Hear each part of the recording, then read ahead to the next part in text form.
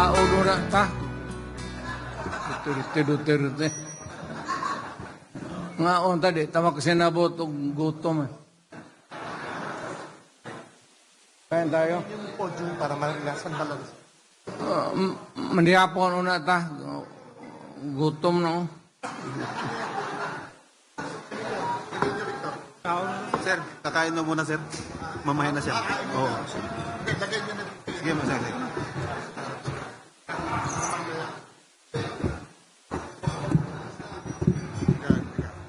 Mali yan. Dito.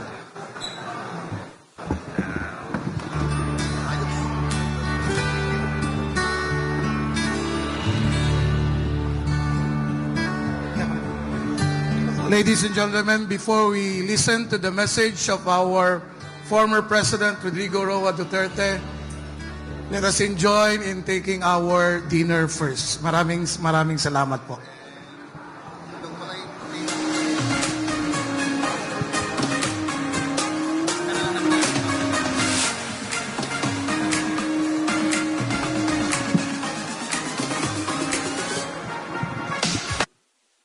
Structural PDP party. Siguro, tapos na yon, okay na. Okay na ba lahat? So, wala na tayong problema. Hindi ko man kayo matawag lahat, but we have here Mayor Rama sa Cebu. Hanggang ngayon, hindi pa siya makaupo na. Ito ang the longest, alam mo, Mike, ikaw yung isa sa hindi ako pinakamatagal na harassment, oppression talaga. Yung pabalik-balik na putol-putol yung pag-upo mo. I do not know how. It's not so much in sa naging presidente man ako. Ang diyan yung mga yung kalaban mo marunong yung sa taas pero pirma lang man, it's how they can convince the higher ups that itong tao na ito is a threat. This is not a political asset. We might as well, parang ganon. Isa na ko nakita ko na talaga, yung hinahabol ka talaga. But, mo lang, Mike, may eleksyon naman eh. And,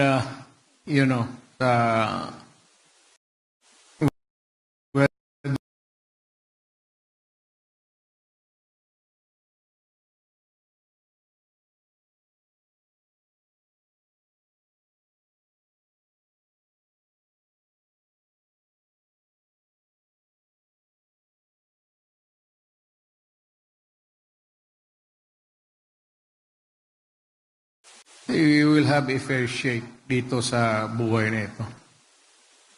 But anyway, hindi naman siguro ako magsalita ng matagal.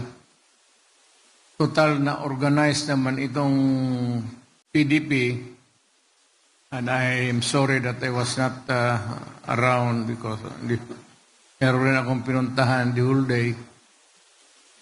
Mabutit na lang at nandito ako. Nandito si Bebot. Si Bebot will be one of our stronger candidates sa pagka-senador. Marami naman yan sila. Sumali ka na bot kaya wala kang trabaho, alam ko. Si Bebot pati ako, kasama kami sa dorm. Estudyante pa kami. Tapos, kumpare kami.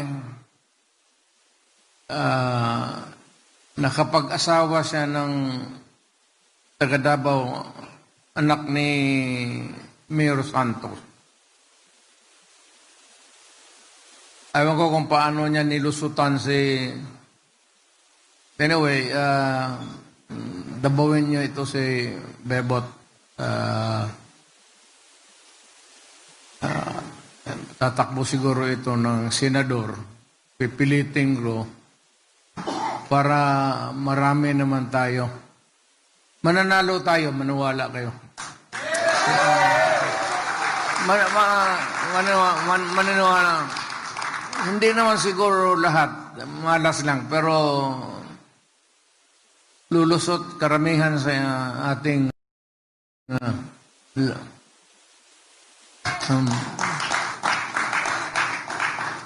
sigurado na yung magkatabi, wala na. One and two na.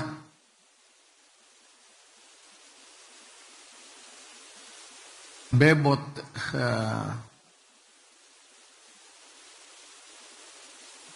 takbo ka kasi wala kang trabaho.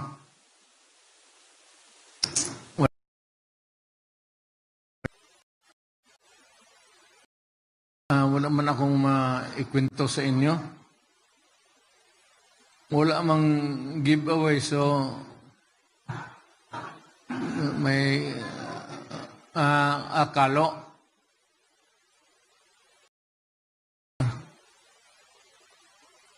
T-shirt.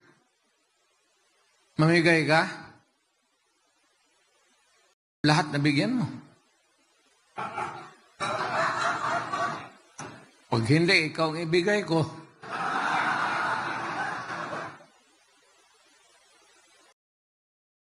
Wala naman kung meron pa, bitawan mo na. O magpagawa ka lang ng... Yung lahat ng nandyan, stock mo, pamigay mo na para merong... Well, ito bang itong political life ngayon?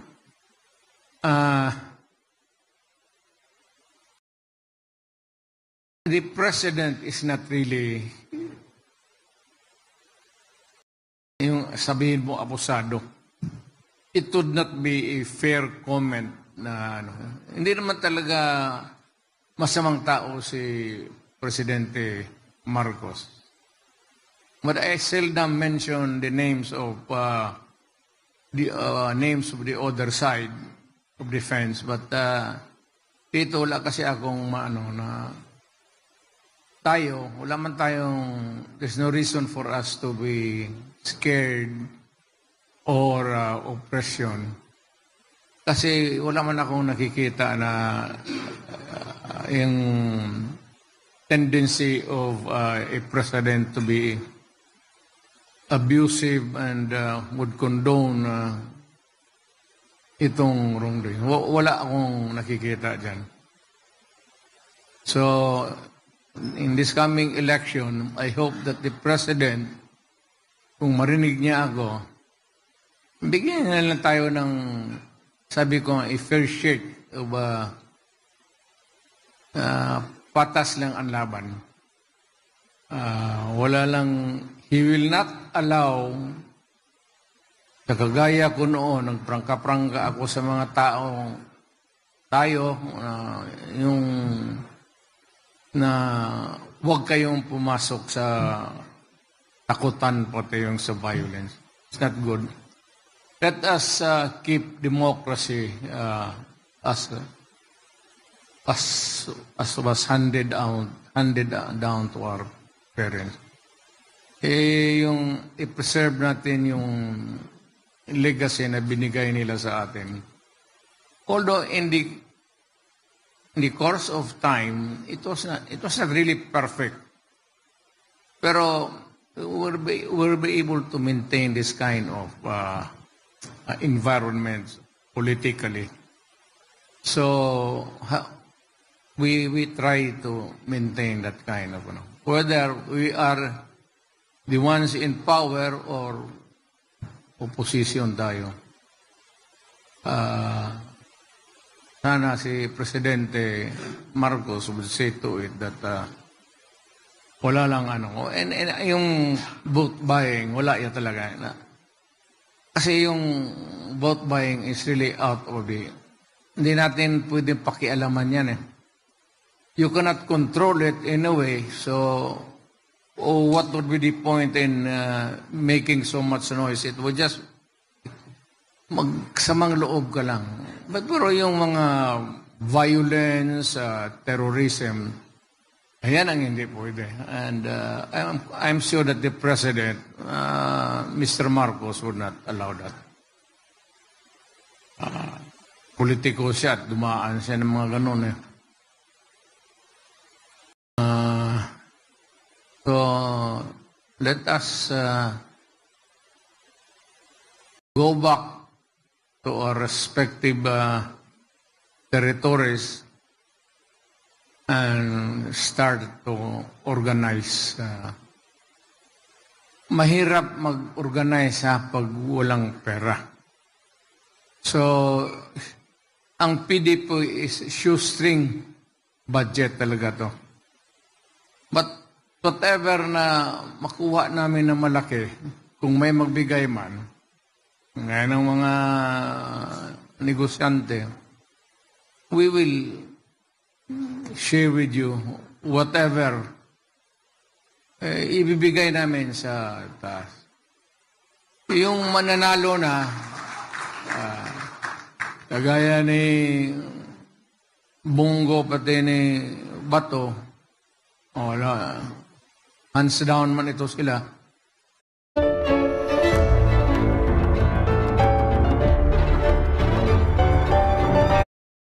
So, wala na itong tsaka sila ang dapat magbigay sa atin, si Bongo ang magbigay.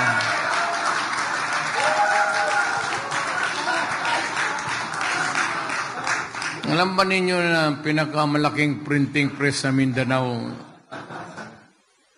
Kibong?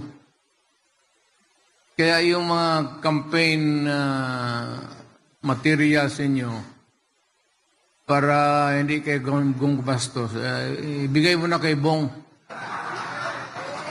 Kaya na niya yan. Mga sample balot na gano'n, pagti mo lang yan. Kaya ni Bong yan. So, wala man ako dito kung anong pinag-usapan ninyo. I was not around to hear and listen to what was going on earlier. But I suppose that you were talking about what was really good for the PDP. Ang PDP naman, hindi masyadong malakas. But over the years, from yung medyo struggling, we are now, kumbaga by analogy, yung aeroplano medyo nagka-take off na, pero hindi pa talaga nagle-level yung, but nag-struggle ang PDP. But over time, nandiyan kayo, nandiyan si Bebot. Kaya kailangan mag tayo ng mga senador talaga.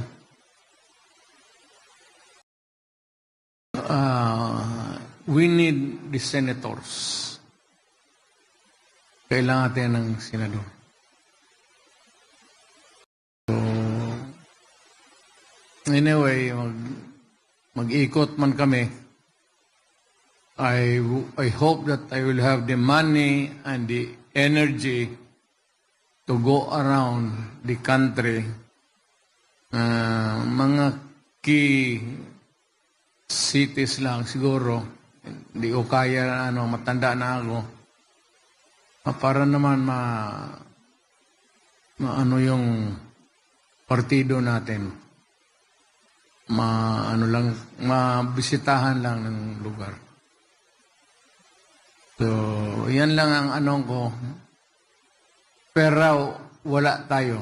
Unless yung mga kilala ninyong mga negosyante. Pero wala tayong big contributors. I don't know this time. Kasi medyo baka rumarami na kasi ang PDP, senador pati congressman, and business may want to look at us differently this time. Na parang we are a critical factor sa ating political life sa Pilipinas. Yan lang man siguro ang maibigay ko sa inyo na mensahe. Unless of course, kung may itanong ninyo, mas mabuti pa masagot ko.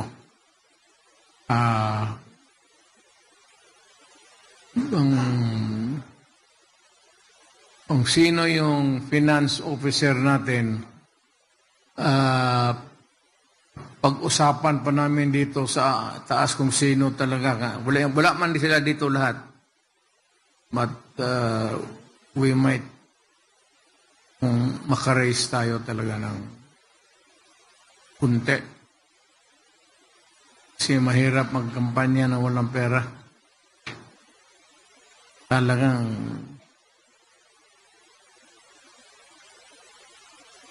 pero sa totoo lang, sino bang nag-umpisa na may pera?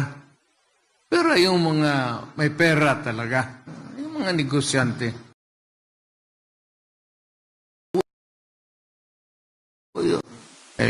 Ako, nagtataka nga ako, until now, it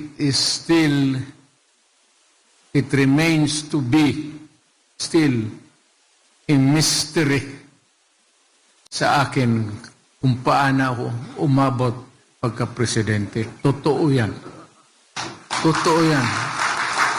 Hindi ako talagang matulog ako when I look back sa buhay ko. Hindi ko talaga alam kung paano ako naging presidente. Kung pera-pera, wala talaga. Kung sabihin mo lang pera pang kampanya at buong Pilipinas, wala. Wala talaga, sa totoo lang. But suddenly, I found myself governing the country. Tandaan ninyo yan, baka maabot kayo ng ganun. Ang swerte kasi hindi mo talaga. Hindi mo mapigilan. Hindi mo taglang mapigilan. Ang itutulak ka talaga ng panahon pati ng Diyos siguro. Kaya ako, hindi ko talaga alam kung paano. Lahat na kaibigan, Atty. Delgra, yung abogado ko ngayon, kay papakulong ako ng mga putang inang walang hiya. Yung mga military sila,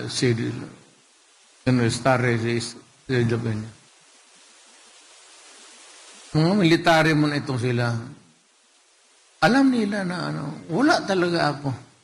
From nowhere. Kung sa bulsa, from nowhere, wala talaga. Panyat, pagka talaga, swerte mo.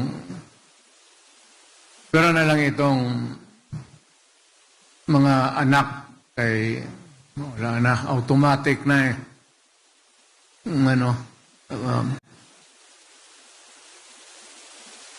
automatic na. Pero sa bagay, ang tatay ko pala putang ina politiko rin.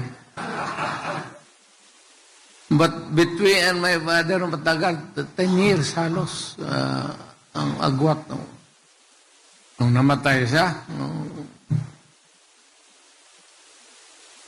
siguro nga,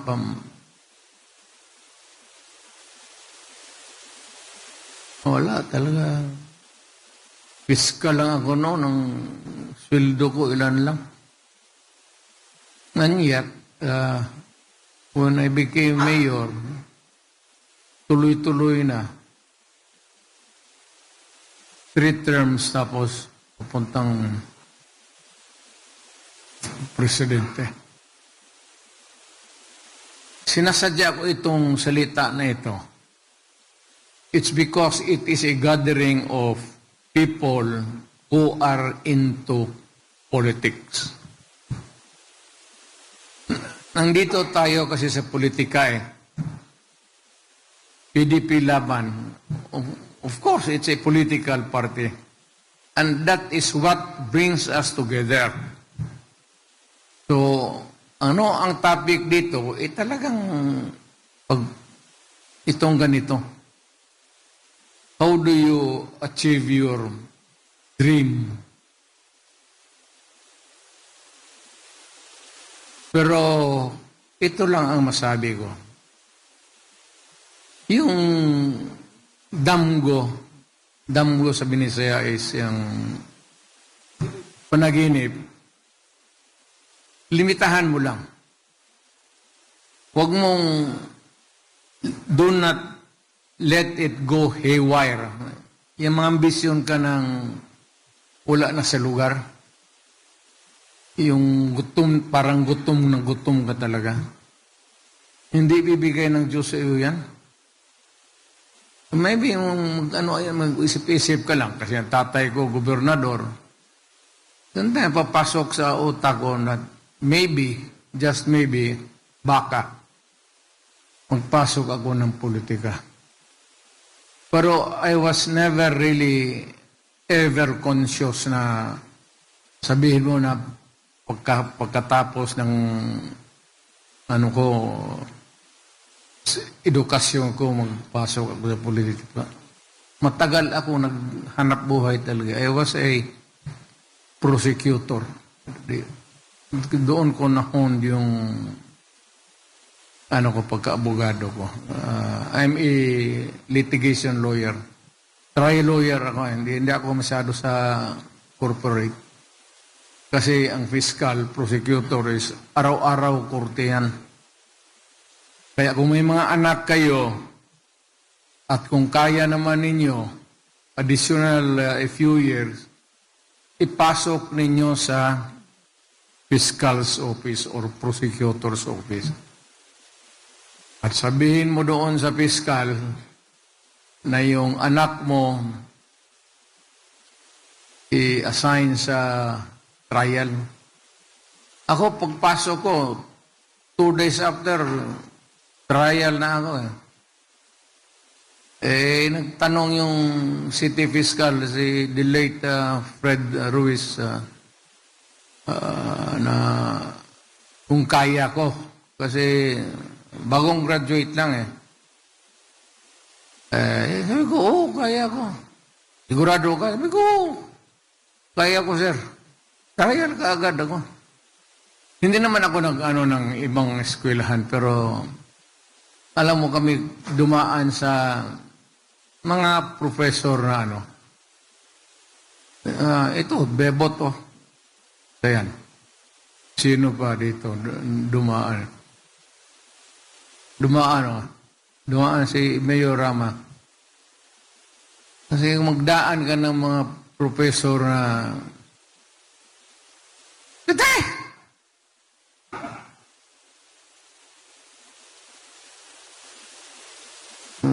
Hindi mo malaman kung may kapangalan ako sino ba yun? Basta yun, So magtindig kayo, dalawa kayo, tapos magtingin, ganun pa naman yung antipara niya.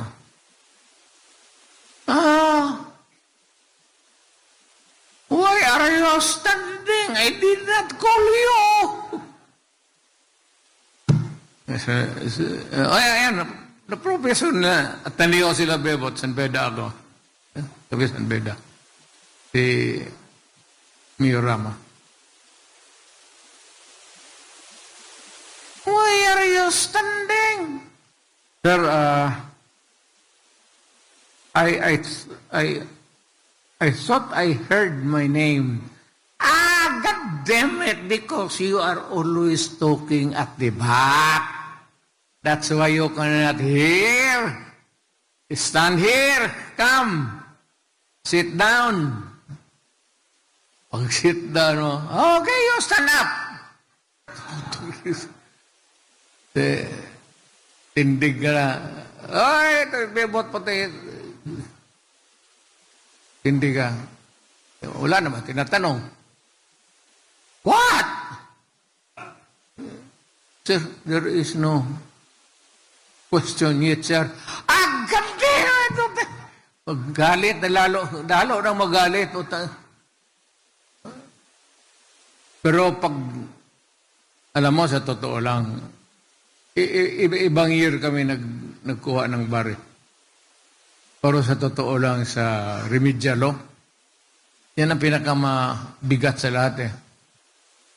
At kaming dumaan kay Sulidom, tapos namin, maaga kami natapos. Yung last day, yung remedial law. Maaga kaming natapos. Malaman mo kasi yung mga taga-Ateneo, pati UP, pati yung eskwelahan ko. San Beda, maaga kami naglabasan. Kaya, bakit may advantage rin kung sa Maynila ka. Kaya itong anak ko na si Inday, sabi niya, si Inday kay gusto niya mag-law. Sabi ko, saan ka man mag-law? Sabi niya, sa San Beda. Ang ina, sabi ko.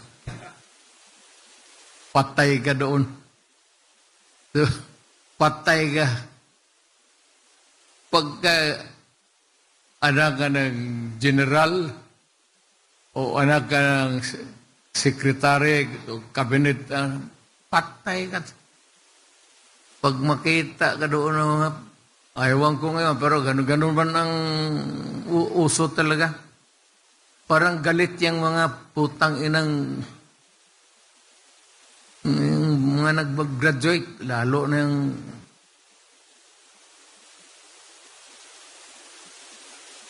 si Inday, nung sinabi kong kumuha ng luyan, sabi ko, niwarningan ko talaga, sabi ko, Day, alam ko hindi ka masyadong bright. Ordinaryo ka lang. Ang ina, bawiin mo talaga yan sa... Ang law naman hindi mahirap eh. Memorize ka lang ng memorize. Kaya kayong mga kumuha ng law ngayon, huwag kayong uminom. Lalo na kung working student ka tapos matanda ka na. Hindi naman ako sa pang no offense intended. Ang brain mo kasi battered dyan sa alcohol pati. Every time that you are intoxicated, tapos lalo na yung talagang parang lasing ka na higa ka, there are millions or billions of cells in the human brain. But every time that you are intoxicated, na talagang matumba ka, so many millions of your brain cells patay. Kaya kung ka, pero kami, bagay, buti lang kami magsalita ng kasi kami, kami bebot kasama ko mas dormitoryo yan. Kay alay tapos wala na, naubos na yung pera, inom pa. natalo na sa hayalay, sugal pag yun, wala na.